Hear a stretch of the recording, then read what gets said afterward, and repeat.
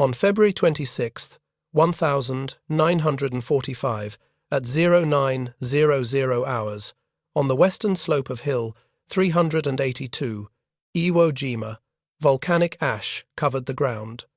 The bazooka lay 30 yards ahead, 2 Marines beside it.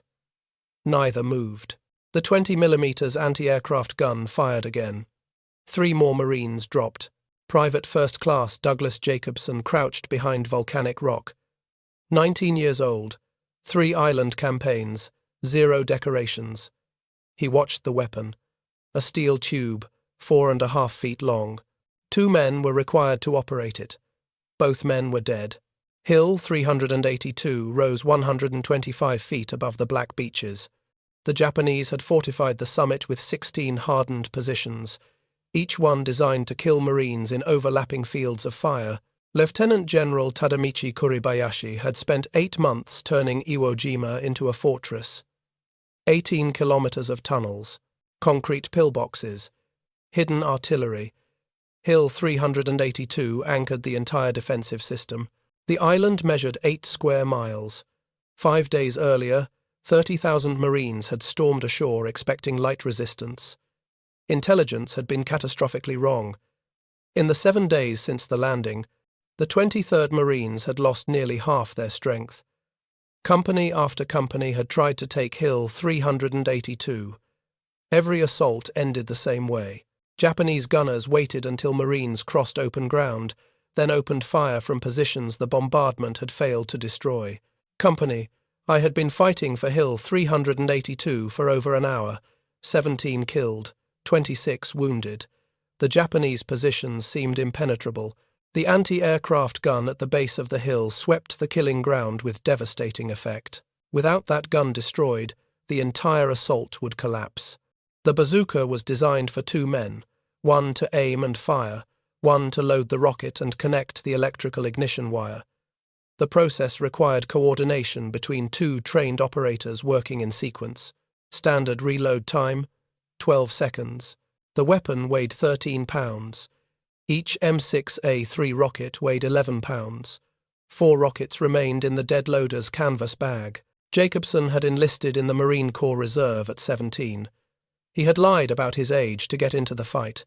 He worked as a draftsman for his father back in Port Washington, New York. Spent summers as a lifeguard on Long Island beaches. Now he was part of Company the 3rd, 3rd Battalion, 23rd Marines, 4th Marine Division, pinned down on the most fortified hill on Iwo Jima. The anti-aircraft gun fired another burst. The weapon lay in the open. 1 Marine had already tried to recover it. He made it 5 yards before a sniper found him. Jacobson grabbed his rifle. He moved forward. 67 pounds total. 13 pounds of steel tube. 4 rockets at 11 pounds each. The volcanic ash gave no cover. Japanese riflemen had clear lines of sight. The distance was 30 yards. He ran. The anti-aircraft gun tracked him as he ran. Rounds tore through the air inches from his head, kicking up volcanic ash in eruptions of black dust. Jacobson dove behind a cluster of shattered rocks 30 yards from the Japanese position, and volcanic dust covered his uniform. The bazooka tube was hot from the morning sun. He had never fired a bazooka alone. Training taught a strict protocol. Gunner takes position while the loader inserts the rocket from the rear, connects the ignition wire to the contact spring, and taps the gunner's helmet to signal ready. The process required coordination between 2 trained men working in sequence, with each step dependent on the one before it. Jacobson had no loader. He set the launcher tube on the ground and pulled 1 M6A3 rocket from the canvas bag. The rocket measured 19 inches long, with a shaped charge warhead containing 1.66 pounds of high explosive and 6 stabilizing fins folded against the body. He inserted the rocket into the rear of the tube until it locked, then pulled the coiled wire from the rocket's tail assembly and wrapped it around the contact spring mounted on the launcher. His hands moved fast because the Japanese gun crew knew someone was behind the rocks and were adjusting their aim. Jacobson lifted the launcher onto his shoulder, and the weight pulled him off balance. He braced his left hand under the tube, while his right hand gripped the wooden stock and trigger mechanism. The ladder sight showed graduations for 100, 200, 300, and 400 yards, but he estimated the anti-aircraft gun at 80 yards. The rear of the tube was open, and when he fired, the back blast would erupt behind him in a cone of superheated gas extending 15 meters. Anyone standing there would be burned, but there was nobody behind him. He rose from cover, sighted, and pulled the trigger. The electrical circuit closed, the rocket motor ignited inside the tube, and the M6A3 shot forward at 80 meters per second, while fire and smoke erupted from both ends of the launcher. The rocket crossed 80 yards in 1 second and struck the anti-aircraft gun's shield dead center. The shaped charge detonated, and a jet of molten copper penetrated the steel at 6,000 meters per second. The warhead exploded, and the gun and its 4-man crew disintegrated in a flash of orange flame. Company, I started moving forward, but Jacobson dropped flat and reloaded. He worked the process backwards and alone, without help, pulled the second rocket from the bag, inserted it from the rear, connected the wire, and lifted the tube. The entire reload took him 40 seconds, while a trained 2-man team could do it in 12. 2 Japanese machine gun positions opened fire from higher up the slope. They had been waiting for the Marines to advance and cut down 3 men in the first burst. Company, I went to ground again, but Jacobson saw the muzzle flashes.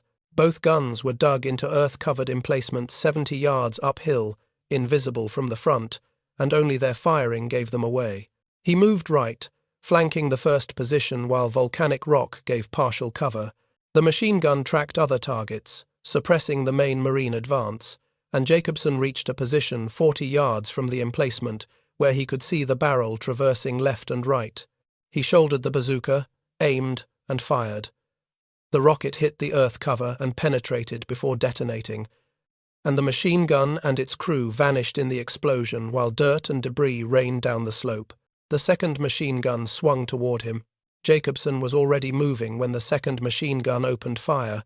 He dove behind a depression in the ground as bullets tore through the space where he had been standing, and his ears rang from the bazooka's backblast. He had 2 rockets left, and the second machine gun was now hunting him specifically. He crawled 20 yards left while the gun crew tried to locate him, firing bursts at suspected positions. Jacobson waited until they paused to reload, then stood and shouldered the launcher. The machine gun crew saw him and swung the barrel, but Jacobson fired first. The rocket struck the gun mount, and the explosion was smaller this time but effective. The machine gun fell silent, and Jacobson saw 1 Japanese soldier crawl from the wreckage wounded before a Marine rifleman from Company I shot him. 3 targets down, 13 to go. But now Jacobson faced a bigger problem. Ahead, blocking the route to the summit, stood a reinforced blockhouse built from concrete and volcanic rock. Artillery had failed to destroy it, and inside were at least a dozen Japanese defenders with rifles and grenades. He had 1 rocket left. The blockhouse sat 50 yards uphill with walls measuring 3 feet of reinforced concrete faced with volcanic rock. The structure measured roughly 12 feet by 15 feet, and a single firing slit faced downslope, covering the approach with interlocking fields of fire from the machine gun positions Jacobson had just destroyed. American naval gunfire had hit this blockhouse repeatedly during the pre-invasion bombardment, 16-inch shells from battleships and 8-inch rounds from cruisers. The structure showed scorch marks and concrete chips, but the walls still stood. Jacobson had 1 M6A3 rocket with a shaped charge that could penetrate armor, but concrete was different. The warhead would blow a hole in the wall, but whether that hole would be large enough to neutralize the position was uncertain. He needed a different solution. He moved laterally across the slope, staying low while the blockhouse firing slit faced southwest, covering the main Marine avenue of approach. The Japanese had built their defenses, assuming attackers would come from the beach, and had not expected a lone Marine to flank their positions from within their own defensive perimeter. Jacobson crawled 40 yards through volcanic ash and shattered rock until he reached the northern face of the blockhouse, where no firing slits existed. The structure had been built into the hillside using the natural slope for additional protection, but the rear entrance was visible, a low opening barely 3 feet high covered by a wooden frame. Jacobson set down the bazooka and pulled a fragmentation grenade from his belt, Firing the rocket into the entrance from 10 feet away would be suicide, because the backblast in the confined space would kill him as surely as it would kill the Japanese inside. He picked up the bazooka again and moved to within 15 feet of the entrance, where he could hear voices inside speaking Japanese. At least 6 men. Maybe more. He shouldered the launcher, aimed at the wooden entrance frame, and fired. The rocket hit the frame and detonated, blowing the entrance open and collapsing part of the rear wall. Dust and smoke poured from the opening, and Jacobson dropped the bazooka tube and pulled the pin on his grenade. He counted 2 seconds, then threw it through the smoking entrance. The grenade detonated inside the blockhouse with screams, then silence. Jacobson circled to the firing slit and looked inside. The interior was devastated. Bodies, rubble, the position neutralized. 4 targets down, 12 to go, but now he had no rockets. The M6A3 rocket used a shaped charge warhead that functioned through a specific physical mechanism. Upon impact, a cone of copper collapsed inward at 6,000 meters per second, and the jet formed a stream of molten metal that penetrated armor through hydrodynamic pressure. Against steel, penetration reached 100 millimeters, but against concrete the effect varied depending on thickness and reinforcement.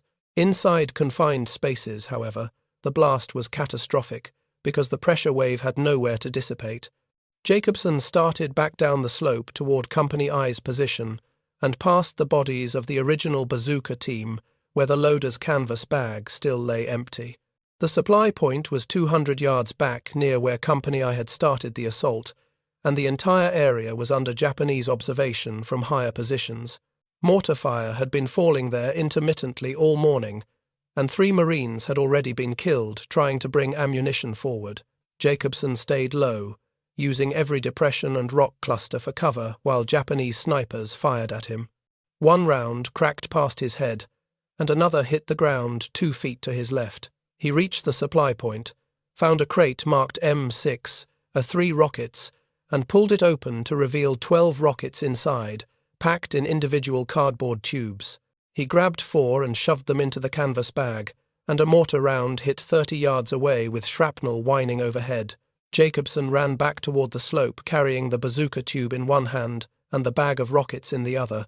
Between 0930 and 1100 hours, Jacobson destroyed 9 more positions using systematic approaches. A pillbox 90 yards uphill fell when a rocket entered the narrow firing slit and detonated inside, and the shaped charge was designed to penetrate armor, but inside a confined concrete space, the effect killed the entire 5-man crew instantly. 2 rifle emplacements with overhead cover made from logs and volcanic rock were destroyed by rockets that penetrated the covering before detonating. A 6-position defensive cluster higher on the slope included an observation post that Jacobson targeted first, because without spotters the other positions would be fighting blind.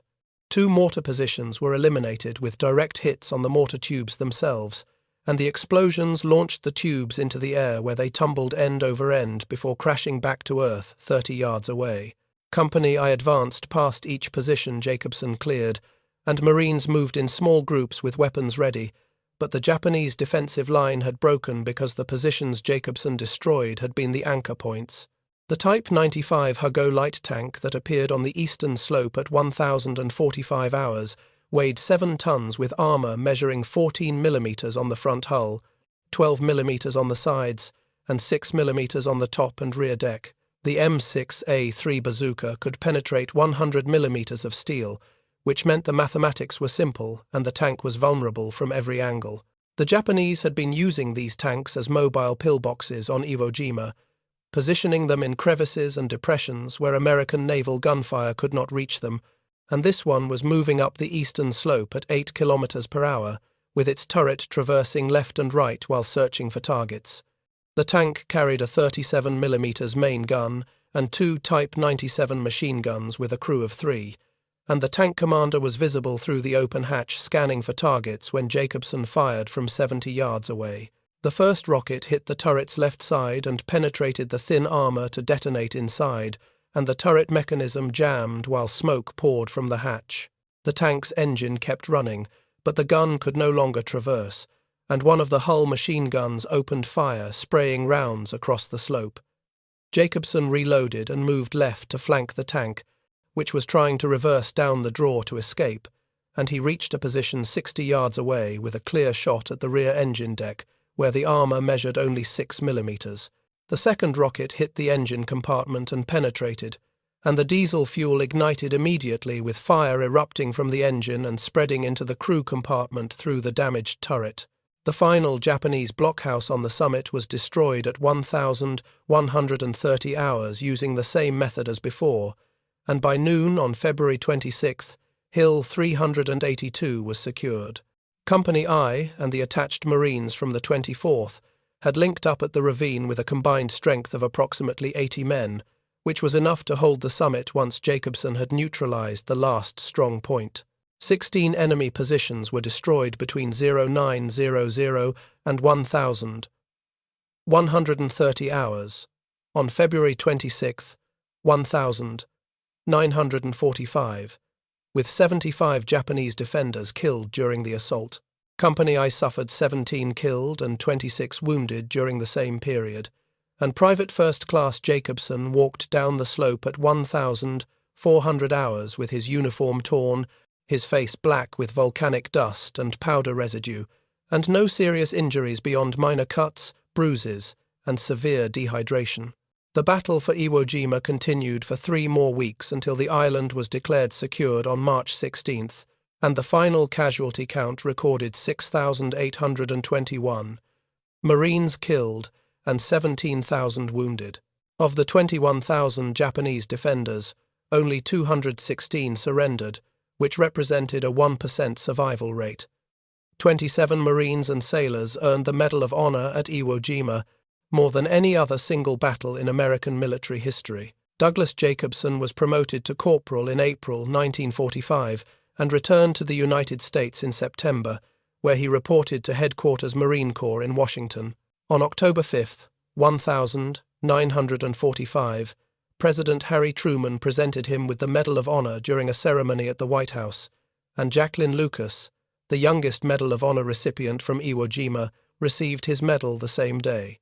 Jacobson was discharged in December 1945, re-enlisted in April 1946, and attended officer candidate school at Quantico before being commissioned as a second lieutenant in March 1954.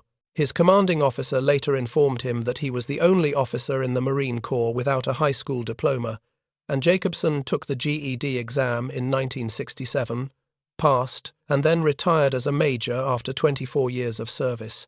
He died on August 20, 2000, in Port Charlotte, Florida, from congestive heart failure and pneumonia at the age of 74, and is buried in Arlington National Cemetery, the Douglas T. Jacobson State Veterans Nursing Home in Port Charlotte stands today caring for veterans who followed the same path he walked.